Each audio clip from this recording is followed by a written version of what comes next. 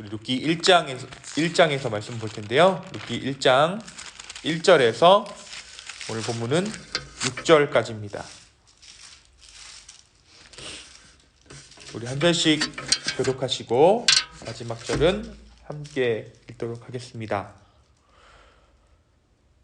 제가 먼저 읽겠습니다. 사사들이 치리하던 때에 그 땅에 흉년이 드니라. 유다 베들레헴의 한 사람이 그의 아내와 두 아들을 데리고 모압 지방에 가서 거류하였는데 그 사람의 이름은 엘리멜렉이요 그의 아내의 이름은 나오미요 그의 두 아들의 이름은 말론과 기륜이니 유다 베들레헴 에브랏 사람이더라. 그들이 모압 지방에 들어가서 거기 살더니 나오미의 남편 엘리멜렉이 죽고 나오미와 그의 두 아들이 남았으며 그의 모압 여자 중에서 그들의 아내를 맞이하였는데 하나의 이름은 오르바요 하나의 이름은 루시더라. 그들이 거기에 거주한 지 10년쯤에 말론과 기륜 두 사람이 다 죽고 그 여인은 두 아들과 남편의 뒤에 남았더라. 그 여인이 모압 지방에서 여호와께서 자기 백성들을 돌보시사 그들에게 양식을 주셨다함을 듣고 이에 두 며느리와 함께 일어나 모압 지방에서 돌아오라 하여. 아멘. 오늘부터 우리 교회는 룻기 말씀을 묵상하도록 하겠습니다. 오늘 본문 룻기 1장 1절에서부터 6절의 본문은 이 룻기가 가지고 있는 진행되고 있는 시기와 장소, 그 배경에 대해서 이야기해 주고 있는 본문이에요. 그런데 이 본문이 문자 그대로의 어떤 본문이라기보다는 그 안에 숨겨져 있는 의미가 있습니다. 룻기가 진행되던 시기는 오늘 보니까 뭐예요? 1장 1절 첫마디에 사사들이 치리하던 때에, 그러니까 이게 지금 사사기의 연장선에 있는 거예요. 그런데 사사기가 어떻게 우리가 끝이 났나요? 우리 사사기 21장 25절 맨 마지막 말씀에 한번 읽어보겠습니다. 그때에 이스라엘의 왕이 없으므로 사람이 각기 자기 손에 오른 대로 행하였더라. 그렇죠? 사람들이 왕이 없으므로 자기가 왕이 되어서 그들의 소견에 오른 대로 행하였다. 이것이 사사기의 마지막 내용이었어요. 그것이 사사기의 결론이었습니다. 그런데 오늘 말씀은 이 사사시대를 배경으로 하고 있어요. 영적으로 어두웠던 왕 없는 자임을 자처하며 자기 소견에 옳은 대로 행했던 그 사람들 속에 하나님의 은혜 입은 자들이 있었다. 하나님의 은혜 입은 자들이 숨어 있었다. 그들이 어디 있었는가? 모압 땅에 숨어 있었다. 그것이 바로 오늘 룻기가 우리에게 말해주고 있는 정보입니다. 또한 이 룻기의 배경이 되는 도시는 다름 아닌 베들레헴이에요.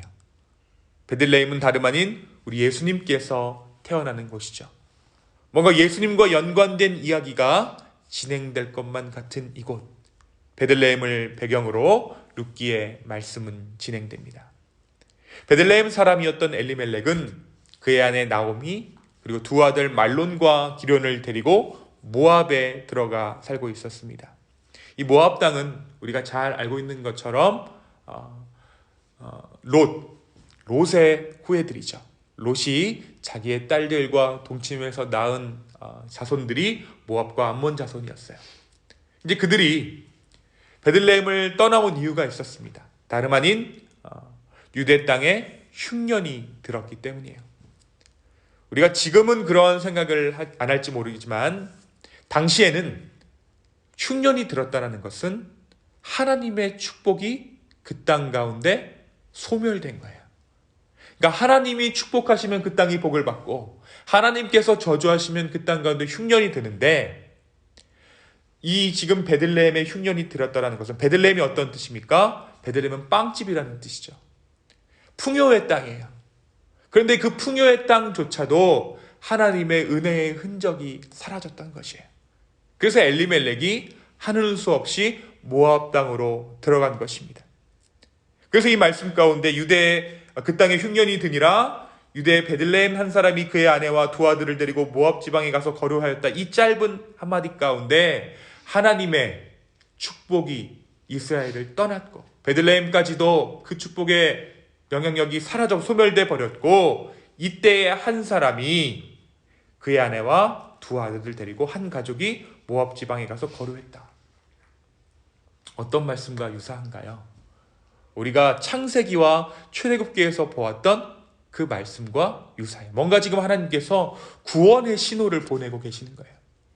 우리가 이 이야기를 이 엘리멜렉을 구원의 사람이라고 보지는 않지만, 우리 눈에는 지금 보이지 않지만 뭔가 지금 하나님께서 구원의 신호를 보내고 계신 거예요. 여태까지 우리가 창세기와 출애굽기를 지나면서 그 땅에 흉년이 들어서 이동했는데, 자기는 자기의 필요를 따라서 이동했는데 그것이 하나님의 구원의 섬이었다는 것을 우리 창세기 출애굽기의 말씀을 통해서 보았습니다.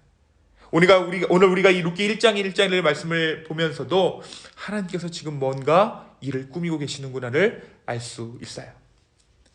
그런데 그 모압에서 엘리멜렉이 죽어요. 여태까지는 아브라함도 살고 모세도 살았죠. 그렇죠? 여태까지 이삭도 살고 다 남자들은 살았어요. 근데 오늘 말씀을 보니까 희한하게도 왠지 엘리멜렉이 중심으로 이야기가 진행되어야 될 것 같은데 이 남자인 엘리멜렉이 죽고 맙니다. 그리고 얼마 안 있어 그의 두 아들 남자들이 씨가 말라요. 말론과 기럧 마저 세상을 떠납니다. 이제 나오미와 며느리 둘, 이들만이 남겨져 있게 되었습니다. 이것이 오늘 말씀이 이야기하고 있는 룻기의 배경이에요. 사랑하는 여러분, 오늘 말씀은 우리에게 무엇을 말해주고 있을까요? 저는 오늘 이 말씀에 등장하는 이 나오미의 상황이 저와 여러분의 상황과 닮아 있다는 것을 새삼 깨닫게 됩니다.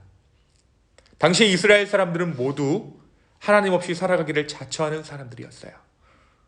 모두가 스스로가 왕이 되어서 자기들만의 꿈을 이루고 자기들의 성을 쌓는 일에 몰두하고 있었습니다.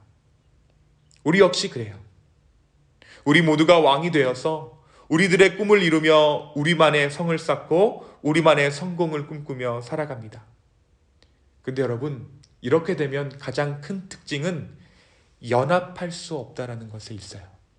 다 왕이니까. 그 누구도 서로에게 잘못됐다라고 말하지 않아요. 왜냐하면 모두가 왕이기에 잘못됐다라고 말하는 순간 전쟁이 시작되기 때문입니다. 그리고 우리는 그것을 배려라고 하죠. 우리가 왜 전도하지 않습니까? 배려하기 때문에 전도하지 않아요. 그래, 그 사람이 믿는 것 배려해줘야지.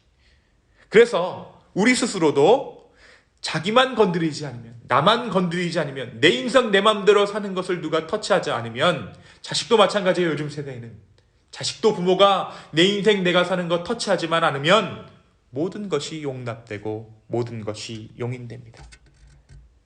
나에게 피해가 가지 않으면, 남에게 피해가 되지 않는다면 그것이 기준이 되었다라는 것이에요. 내가 왕이라는 사실에 도전이 되지만 않는다면 나는 싸울 이유가 없기 때문입니다. 그 가운데 특별히 오늘 말씀에 축을 이루고 있는 이 나오미라는 여인은 자기의 왕마저 잃어버렸어요. 저마다가 왕이라고 주장하는 세상에서 가장을 이끌어야 할 그 왕, 남편이 죽었습니다. 남편을 이어서 왕이 되어야 할 그 아들들마저 죽어버렸어요. 세상의 왕들은 넘쳐나는데 정작 자기들을 지켜주고 이끌 만한 왕을 잃어버린 것이에요. 아무것도 남아있지 않는 한 여인의 비통한 심정. 지푸라기라도 잡고 싶지만 그 지푸라기도 보이지 않는 위태한 한 여인의 모습이 우리가 이 룻기 첫머리를 통해서 볼 수 있습니다. 아무런 보호막도 없이 마치 훅 불면 꺼질 것 같은 한 여인의 모습 안에서 우리는 요즘을 사는 이 교회의 모습, 저와 여러분의 삶의 모습을 발견합니다. 사랑하는 기쁨의 교회 여러분, 오늘 이 아침이 우리의 이 비참한 신세를 발견할 수 있는 아침 되기를 소망합니다. 복음은 그 비참함을 깨닫는 자들에게 진정한 기쁜 소식이 될 것입니다. 제가 첫머리에 이 룻기가 어떤 이야기라고 그랬나요? 하나님께서 예비하신 하나님의 은혜의 사람들, 하나님께서 숨겨두신 하나님의 은혜의 사람들, 우리가 얼마나 그 비참한 자인가 그것을 깨달았을 때 우리의 삶 가운데 진정한 은혜는 임합니다. 바로 그때에 비통함에 빠져있던 이 여인에게 좋은 소식 하나가 들려와요. 굿뉴스, 복음이 들려옵니다. 그것이 뭐였습니까? 바로 자기 고향에 먹을 것이 있다라는 소식이었어요. 오늘 말씀해 보니까 뭐라고 했냐면 6절에 보니까 그 여인이 모압 지방에서 여호와께서 자기 백성을 돌보시사 그들에게 양식을 주셨다함을 듣고, 이 말이 뭐냐면 그때 아마도 사사한 사람이 잘했던 모양이에요. 그래서 하나님의 은혜가 회복되었다라는 것을 본 거예요. 아까 말씀드렸듯이 농사가 잘 되는 것은 하나님의 축복이 회복됐다는 뜻이라고 했죠. 그러니까 베들레헴에 양식이 있다라는 것은 지금 그 땅이 하나님의 뜻대로 하나님의 뜻이 그 땅 가운데 회복된다라는 뜻이었어요. 룻은 단순히 식량을 얻기 위해서 그 땅을 가기도 했지만 그것 가운데 하나님의 회복이 있다라는 것을 듣고 베들레헴으로 떠날 것을, 다시 자기 본향으로 돌아갈 것을 꿈꾸게 됩니다.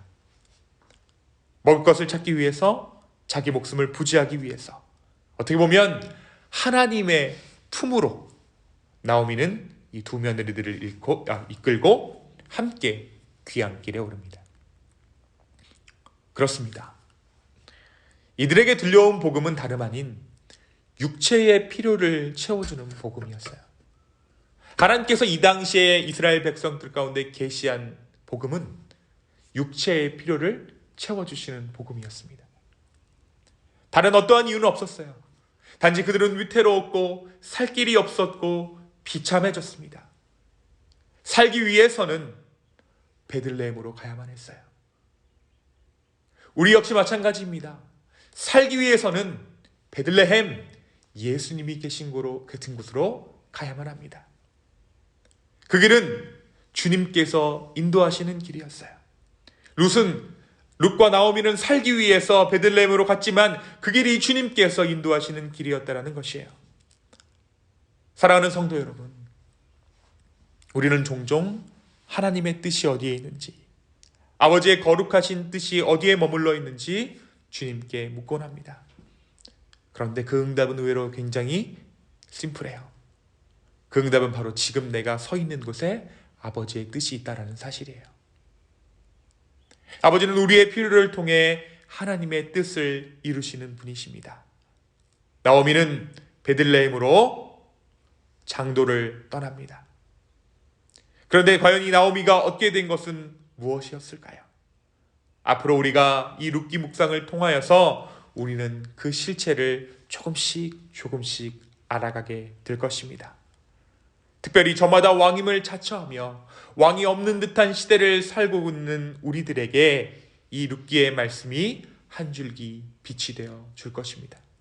그래서 저는 여러분들에게 좀 말씀드리는 것은, 이 룻기 말씀 짧잖아요.